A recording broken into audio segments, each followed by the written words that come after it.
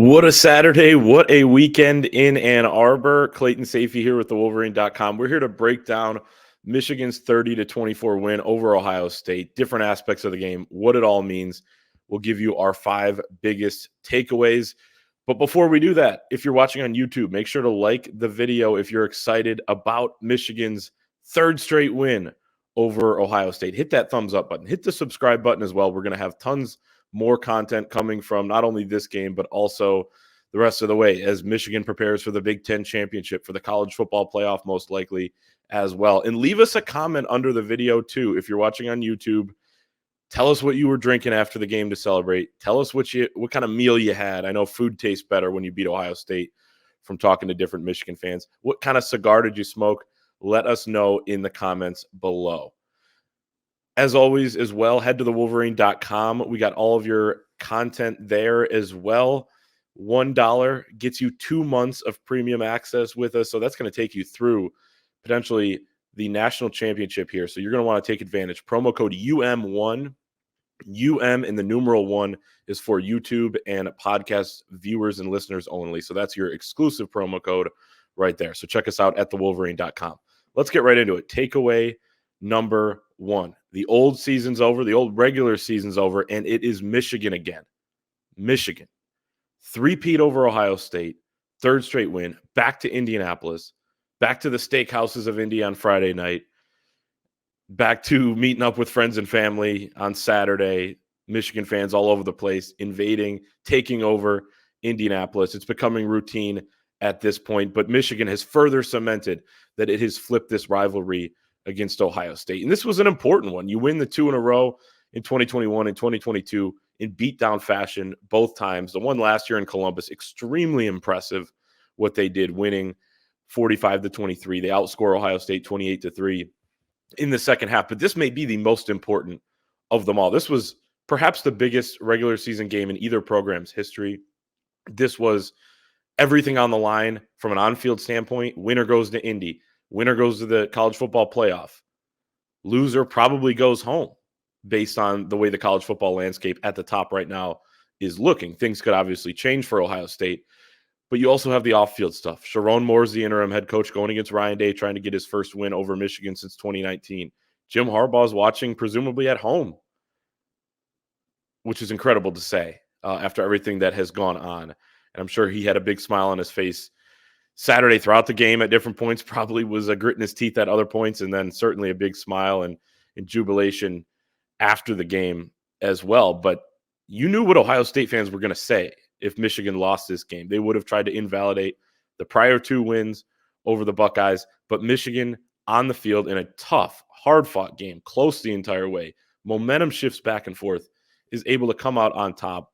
And those of us that understand really what has gone on in the full picture here, that doesn't validate the last 2 wins for us. Those were already stamped. I mean, those were legitimate, obviously. But you know what the narrative was out there, and that is pretty much done unless there are people out there with more agendas. But Michigan wins 3 straight over Ohio State for the first time since 1995 to 1997.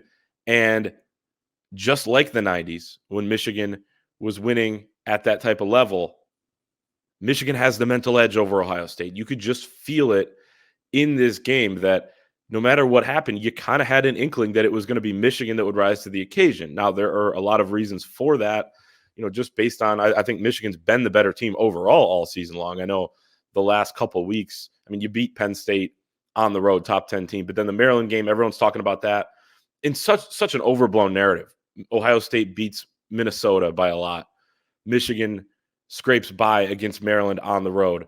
It's a whole new season when it's Michigan, Ohio State playing. So I talked about it throughout the week, but thought that was kind of an overblown narrative anyway. And Michigan proved that it was. No one cares how they won that Maryland game anymore. Ryan Day, I thought our Andy Staples over at On3 wrote a great column after the game, but he's basically sitting there answering the same questions that Jim Harbaugh was in 2019 when he said, "I'll answer your questions, not your insults," when he was asked about a talent gap or a coaching gap, or, hey, why the hell can't you beat Ohio State?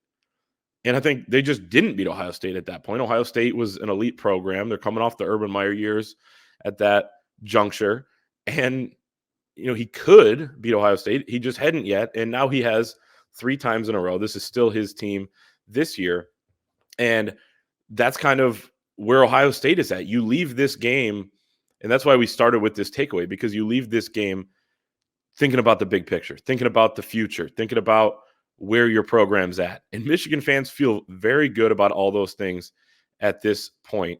Couple stats from the last 3 games. Michigan 3-0, obviously, over Ohio State, but averaging 39 points per game to Ohio State's 24.7, averaging 235 rushing yards to Ohio State's 104.7, averaging 6.1 yards per rush to Ohio State's 3.6. And we'll talk a little bit later about the rushing battle and all of that. But let's move on to takeaway number 2. And we have to talk about Chiron Moore. As much as this is Jim Harbaugh's team, there was a ton on Chiron Moore in this game, a ton of pressure, a big burden on his shoulder. And he did an unbelievable job coaching this team from the standpoint of they were locked in, they were focused, they were fired up, they were disciplined, but they also executed. They also had a great game plan, which obviously is, the entire staff's doing, but they were also able to pull out offensively with Chiron Moore calling the right plays at the right time. 4th downs, Michigan 3 for 3 on 4th downs in the first half. You have a 4th down touchdown run from Blake Corm at the goal line. You have the play action pass, quick out route to Colston Loveland, breaking tendency in a big moment there. That leads to a touchdown. You look at the way he called this game to keep his team and trust his offense on the field in the big downs. That was absolutely massive. Then you have a couple other wrinkles that they pull out as well. Donovan Edwards throws a pass. By the way, he's now 3 for 3 for 108 yards and a touchdown in his career as a passer. As he likes to say, he has the highest completion percentage in Michigan football history. And it's hard to argue with 100%, folks. It really is. Alex Orji, they have that package coming out of the half. He runs for 20 yards on one run. And we hadn't seen him used in any significant portion of any game. He didn't even make the travel roster for at least one game this year, I think, until Davis Warren got hurt. And then they started traveling him as the 4th quarterback on this roster behind Jack Tuttle, behind Jaden Denegal, his classmate. But they bring that out. The tight end delay, they brought that out, I thought, at the right time to A.J. Barner. We'll talk more about that series in just a little bit. But the fact that his team was cool, calm, and composed, committed only 3 penalties. One of them was a phantom call, defensive holding on Mason Graham, and had no turnovers, is a testament to the entire staff, what they did, stepping up. They talk about next man up when it comes to other players going down or not being available. They did it with the coaching staff, and Chiron Moore led the way on Saturday. Michigan undefeated under Jim Harbaugh when not turning the football over. Michigan did make the mistakes. Ohio State did. And you have to give the players credit, too, for making plays at the right moments as well. Ohio State had their fair share of big plays, timely plays. Michigan had more of them. Quentin Johnson makes a big hit. Mikey Sainer still makes a big hit. The whole defensive backfield steps up when Will Johnson goes down. Will Johnson started the game off and got the momentum for Michigan. It really was, a huge reason why they were able to build that 14-3 lead by getting the interception early on in the game, leads to that Blake Corum touchdown run at the goal line. Jalen Harrell gets the pressure on the Rod Moore interception, which sealed the game. The Clayton, Ohio native goes and gets it for Michigan on the final play before the kneel down. J.J. McCarthy makes the big throw to Roman Wilson for the touchdown. Roman Wilson makes the catch. Yes, it was a catch. Watched it many times at this point. I don't understand the people making the argument against that one. But Donovan Edwards makes the throw. Colston Loveland catches the football. And what a day for Colston Loveland. 5 catches for, I believe, 88 yards. Michigan kind of kept riding him throughout the game. But it was the big plays, the right plays at the right time. Ohio State made some of those too. They had some big boy drives, including the one that they finished off with 8 straight runs for a touchdown. But Michigan had more of them, and it felt like throughout the game, Michigan was the team that was going to make those. And somebody who remembers 2020, 2019, 18, all the years before that, when Michigan didn't make those plays, not only against Ohio State, but in some other big games, it's crazy to believe that the program has gotten to this point. So I think Michigan fans cannot take that for granted whatsoever. Takeaway number 3, Ohio State got the momentum in the third quarter there, but Michigan took it back, and it goes back to kind of what we just talked about. But you get that 12-play, 75-yard drive by Ohio State, finished with 8 straight runs to tie the game at 17-17. Then Michigan answers that with an incredible play that capped off an incredible drive. Blake Corum, we'll just read off the plays because they were all so memorable, and this really changed Michigan's fortunes in this game. Blake Corum, 5-yard run. J.J. McCarthy hits Colston Loveland, 10-yard gain. Donovan Edwards runs for 4 yards. J.J. McCarthy scrambles for 15. That was a huge, huge play. Dives down at the 41-yard line. Blake Corum runs for 1 yard. Then Michigan goes with that tight end delay from McCarthy to A.J. Barner. On that play, an 18-yard gain, Zach Zinter goes down. And that was incredibly tough to watch, that scene, and just watching the play in general, and the fact that Carson Barnhart, as J.J. McCarthy described, was holding his limp leg, and Zach Zinter apparently was screaming on the field, and you just felt it in that moment, the emotions from his teammates, the emotions from Zach, watching him, and incredible. I mean, on senior day, watching him get carted off the field and went to the hospital, had surgery last night, and it sounds like it went well. He'll be able to play football in the future, which is fantastic news, and continue to pray for Zach Zinter after everything that happened yesterday. But the fact that Michigan was able to rally in this game with him going down, and they get the momentum. The next play, Blake Corum goes 22 yards, zips out to the left for the touchdown, throws up the 6-5, the celebration. The fact that he had the wherewithal to do that, and Michigan seemed to play for Zach after after that moment. And they talked about it. They were playing for Zach. They were playing for Jim Harbaugh. They were playing for Chris Partridge, as Will Johnson told Channel 7 after the game as well. You talk about the next man up. Michigan's able to get that done with Will Johnson going down. Mikey Sainristil still moves to the outside. Jaden McBurrows comes into the slot corner position. Josh Wallace had more on his plate. The safeties had to do more and help out on the back end. But also with the offensive line, after Zinter goes down, Trente Jones comes in at right tackle. Carson Barnhart slides down to right guard, and really the run game, did nothing but ascend. And that was the mentality of this team. They had to finish. The O-line in big games over the years, the last few especially, has tried to put this game and all big games on their shoulders. And they were able to do that in this one. And speaking of that, Michigan was the tougher football team on Saturday. Ohio State, a lot has been made about how much tougher they got and more physical and this and that. Where's Lou Holtz? He scored, against 10 players at Notre Dame. Ryan Day goes on his embarrassing tirade after the game on NBC. They wanted to be tough. They were tough at different points. This is a very good Ohio State team, by the way. Fantastic players. Still a great coaching staff, as much as, people want to make fun of Ryan Day, which is fine and fair and part of the rivalry. I mean, Jim Harbaugh got, all sorts of crap over the years early on in his tenure. So that's all fair game. And that's what makes this so fun, is because, it's competition. The fan bases love it. Everybody's so into it on both sides. But that's still a great team over there. Michigan was just tougher. They sucked the life out of them with their 13-play, 56-yard drive that chewed up 7 minutes of possession, or of time of possession. Ends with a field goal. You wanted to get the first down and third. Absolutely the right call by Chiron Moore and company to kick the field goal, put the pressure back on Ohio State, make them get a touchdown at the end instead of just tying the game with a field goal.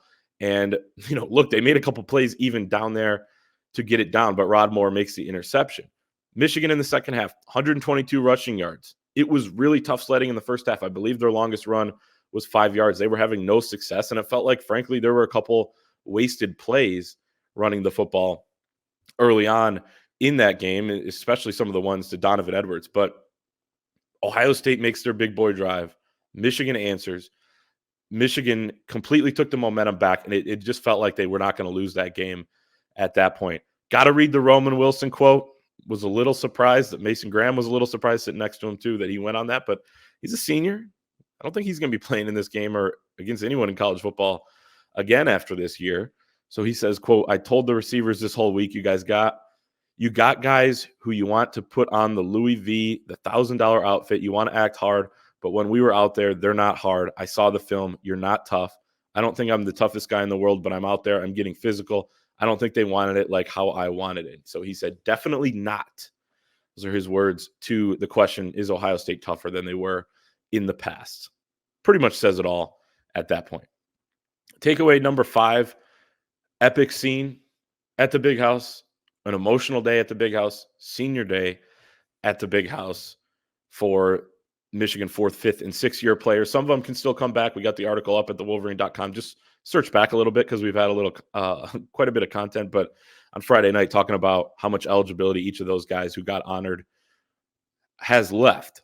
But I want to talk about Blake Corum and his legacy as well. He said after the game, he praised that he left a legacy at Michigan. Buddy, you don't have to pray for that.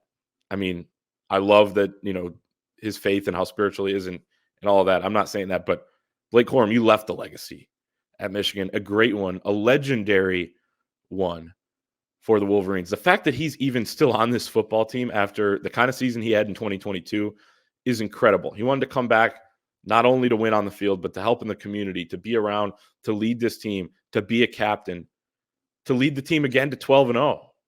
And he's done all of that. Blake Corum, 22 carries, 88 yards, 2 touchdowns. This is the first time being fully healthy in this game against Ohio State. And he completely answered the bell. It was his birthday as well. So pretty good birthday present for Blake that he helped to earn, by the way, beating Ohio State for the 3rd straight year. But Blake Corum is going to go down as a legend. A lot of these seniors, a lot of the guys on this roster, a roster full of guys that haven't lost to Ohio State, just several of them have. They will all go down as being some of the most favorite players that Michigan fans have had throughout the years. Enjoy it, Michigan fans. You deserve it. After everything that the last few weeks, this whole season has, all the twists and turns, everything you've had to endure. Enjoy this win. We will see you in Indianapolis. Like the video, subscribe to our channel, leave a comment. How'd you celebrate on Saturday night? How are you going to celebrate in the days to come? And head to the Wolverine.com. UM1 is the promo code for $1, getting you 2 months.